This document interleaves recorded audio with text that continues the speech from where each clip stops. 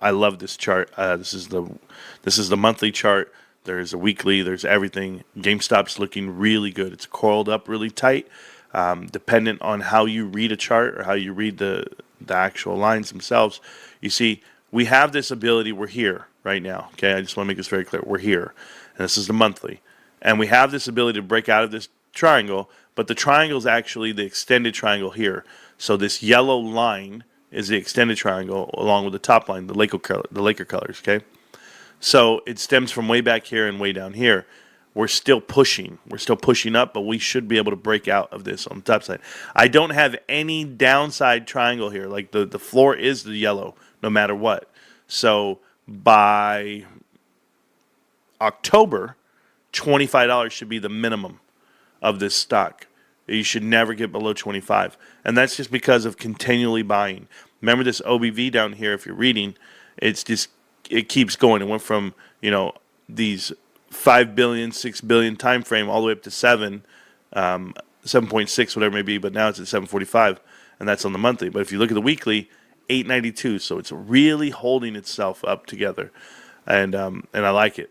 I like it a lot way up here because you'll never find this type of volume on it to suffice, 8.9, and you'll never see people actually selling it off. If you did, you would see this on balance volume come down. It would go on a downtrend really bad if they were selling it off themselves. They're just shorting it. That's all they're doing. They're shorting it. That's what they did. If you see here, the OBV came down. And this time frame that it came down, you see this little hitch right here? That little hitch right here to go from 9 billion on volume, 8.9 billion, to 8.8, so around 200 million, okay, volume on the downside, coming down. But guess what? The short increased. The short percentage increased from not only being at 7% all the way to 12 essentially, but it went from around 27 million shares all the way to 42 million, 47 million. So it went up 20 million shares short to drop it that much. And all they did was drop it just, 10 basis points. That's nothing. You go from what, 9 flat, what was that, 898, down to, 20 basis points. Wow. And it took you all that? Don't worry, we bought it all back up.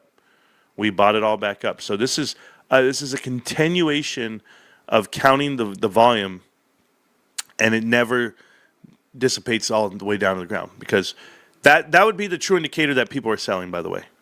That would be, hey, they're selling. They're out of here. And that's why I have to zoom out so that you guys can see that even during this 4-year run right here, we never sold.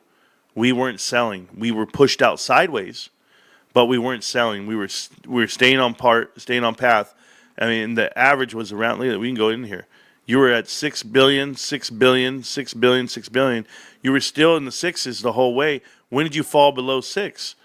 You never got there, or did you? Nope, right there.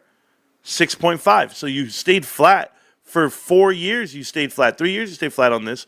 So once you knew you weren't going to get it lower, but the price kept getting lower, your OBV didn't get lower. The price got lower, but the OBV didn't. So guess what that means?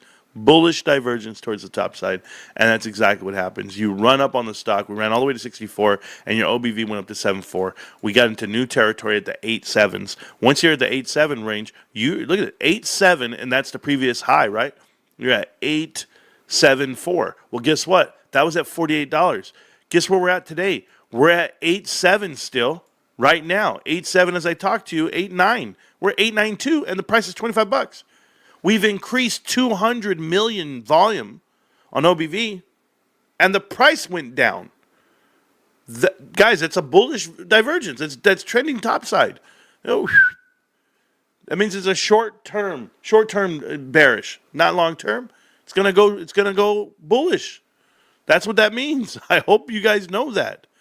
But there's people out here who try to tell you, I don't know what metrics they use, or indicators they use.